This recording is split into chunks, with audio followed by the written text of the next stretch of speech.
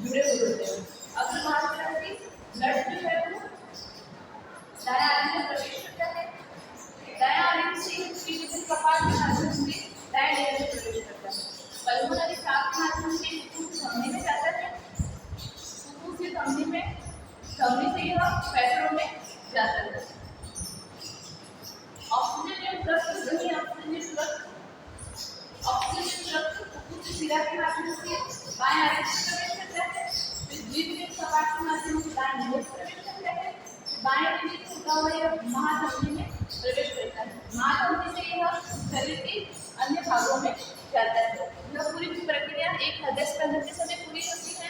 हृदय 1 मिनट में बहुत भार भड़कता है। ठीक है, रक्त जो है वो हृदय से 2 बार गुजर जाता है। Thank you.